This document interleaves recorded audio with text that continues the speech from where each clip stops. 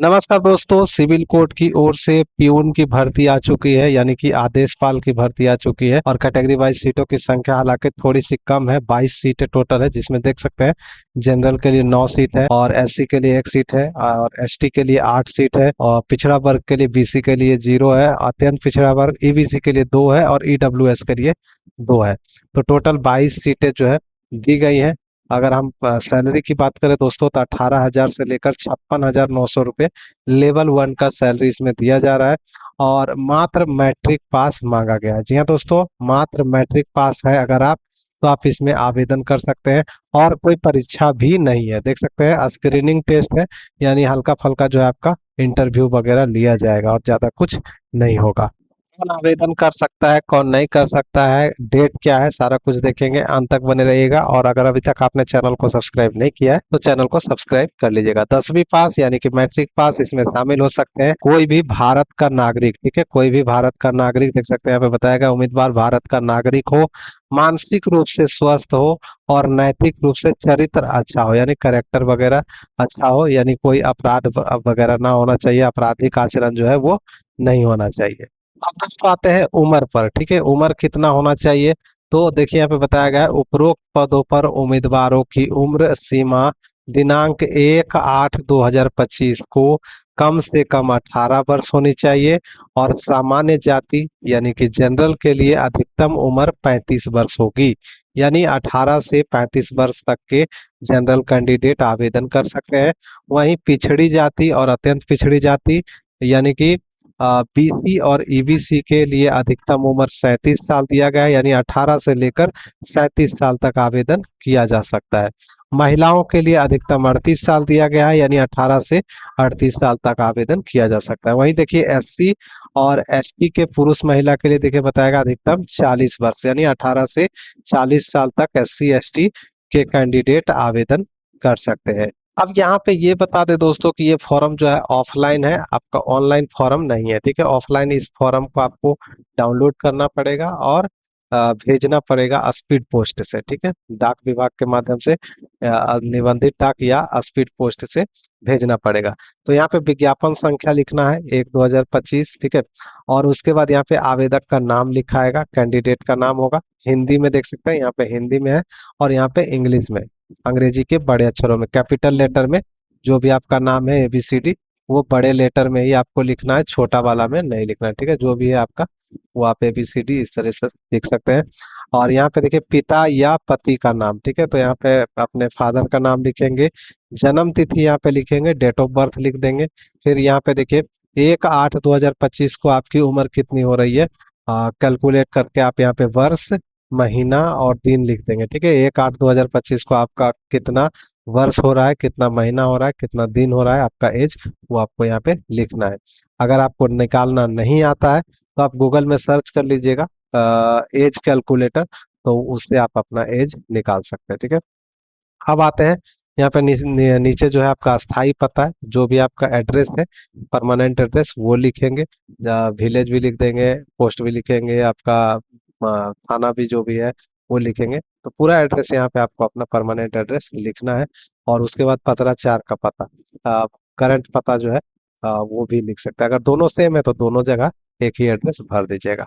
अब यहाँ पे मोबाइल नंबर डाल दीजिएगा। ठीक है, ऐसे तो ये मांगा नहीं गया है, लेकिन आप दे सकते हैं। ठीक है, ये मैंडेटरी नहीं है, लेकिन आपको दे सकते हैं, तो मोबाइल नंबर दे दीजिएगा, अच्छा रहेगा। ईमेल आईडी भी दे दीजिएगा। राष्ट्रीयता आपका भारतीय हो जाएगा, इंडियन लिख दीजिएगा आपको यहाँ पे। ठीक है, इंडियन लिख दीजिएगा। फिर यहाँ पे शैक्षणिक योग्यता का डिटेल भरना है, जैसे मैट्रिक अगर आपने कर रखा है तो यहाँ पे कौन सा बोर्ड है या बोर्ड का नाम लिख दीजिएगा, उत्तीर्ण होने का साल, पासिंग ईयर यहाँ पे, और परसेंटेज आपका कितना है वो, और डिवीजन कौन सा है वो लिख देना है। ठीक है, अगर आपने इंटरमीडिएट भी कर रखा है तो इंटर का भी डिटेल भर देंगे, ग्रेजुएशन कर रखा है तो ग्रेजुएशन का भी डिटेल भर देंगे। कुछ और कर रखा है टाइपिंग वगैरह या कंप्यूटर से नॉलेज है तो आप उसको भी यहाँ पे भर दीजिएगा। फिर आता है यहाँ पे विशेष योग्यता कुछ है तो वो डाल दीजिएगा, नहीं तो खाली छोड़ सकते हैं, कोई दिक्कत नहीं है। हाँ, अब यहाँ पे आ जाता है आपका किस कैटेगरी से है। ठीक है, जैसे जनरल है तो आप यहाँ पे कौन सी जाति भी लिख सकते हैं या फिर टिक भी कर सकते हैं। ठीक है, तो यहाँ पे ये हो गया आपका ईबीसी हो गया, देखिए यहाँ पे बताया भी गया है कि कोटि कृपया चिन्ह लगाएं, जो भी आपका है। अगर जनरल है तो जनरल पे टिक करेंगे, ईबीसी है तो ईबीसी पे टिक करेंगे, बीसी है तो बीसी पे टिक करेंगे, एससी है तो एससी पे टिक करेंगे, और एसटी है तो एसटी पे टिक करेंगे, या ईडब्ल्यूएस है तो ईडब्ल्यूएस पे टिक करेंगे। जो भी है आप उस पे टिक कर लीजिएगा। फिर यहाँ पे लिंग, यानी आपका मेल है फीमेल है जो है वो आप यहाँ पे लिख दीजिएगा, मेल फीमेल। और यहाँ पे दिव्यांगता के बारे में पूछा जा रहा है कि आप निःशक्त है, फिजिकली एबलेड है, तो आप हाँ या ना लिख सकते हैं, ठीक है। तो ये यहाँ पे आपको लिखना है। अगर दिव्यांग है तो हाँ लिखेंगे, नहीं तो ना कर देंगे। टिक करना है, लिखना नहीं है, टिक करना है, ठीक है। फिर यहाँ पे क्या आप वर्तमान में किसी सरकारी संस्थान निगम में कार्यरत है, तो अगर आप पहले से किसी भी सरकारी संस्थान या प्राइवेट में काम कर रहे हैं तो हाँ पे टिक करिएगा, नहीं कर रहे हैं तो ना पे टिक करिएगा, ठीक है। अगर आप हाँ करेंगे तो आपको एनओसी सर्टिफिकेट लगाना पड़ेगा, ठीक है। तो यहाँ पे जो भी है वो कर लीजिएगा। फिर यहाँ पे विभाग वगैरह का नाम भी आपको भरना होगा। अगर आप यहाँ पे काम कर रहे हैं पहले से किसी में तो आपको यहाँ पे सब कुछ भरना होगा, नहीं तो खाली छोड़ दीजिए, कोई दिक्कत नहीं है। अब यहाँ पे आते हैं, दिनांक यहाँ पे आपको भरना है, जिस दिन आप फॉर्म भर रहे हैं वो स्थान यहाँ पे भर देना है, और आवेदक का सिग्नेचर यहाँ पे भर देना है। इसके साथ सारे सर्टिफिकेट आपको लगाने हैं। देखिए एक प्रवेश पत्र भी है, तो प्रवेश पत्र को भी आपको भर लेना है पूरा डिटेल, ठीक है। नाम वगैरह है, देख सकते हैं नाम है, पिता का नाम है, पत्राचार का पता है, और ये सब ये वाला सेक्शन जो है खाली रहेगा। अब आते हैं यहाँ पे, देखिए ये फॉर्म भेजना कहाँ है वो भी देख लेते हैं, और कब तक भेजना है। आवेदन तो शुरू हो चुकी है। देखिए यहाँ पे बताया गया है कि आवेदन अगर आप करना चाहते हैं तो स्व लिखित, ठीक है, स्व हस्तलिखित आवेदन पत्र एवं प्रवेश पत्र देवनागरी लिपि में न्याय युक्त व्यवहार न्यायालय रांची को संबोधित करते हुए विहित प्रपत्र में अधो हस्ताक्षरित के कार्यालय में दिनांक 20/7/2026 तक निबंधित डाक या स्पीड पोस्ट द्वारा जमा कर सकते हैं।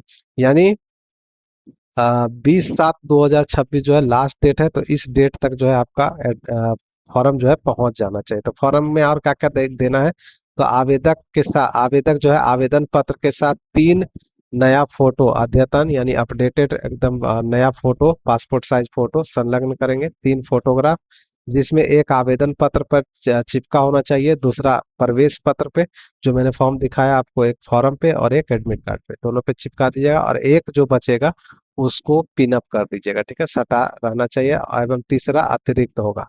उसके अलावा एक लिफाफा भी आपको लगाना है, जिसपे ये जो साइज बताया गया 25 सेंटीमीटर मल्टीप्लाई 11 सेंटीमीटर का एक लिफाफा भी आपको फॉर्म के साथ भेजना होगा, जिसमें आपका एड्रेस लिखा होना चाहिए। उसी में आपका जो है एडमिट कार्ड उधर से आएगा, जिसपे देखिए 40 रुपए का डाक टिकट भी सटा होना चाहिए, ठीक है, चिपका होना चाहिए।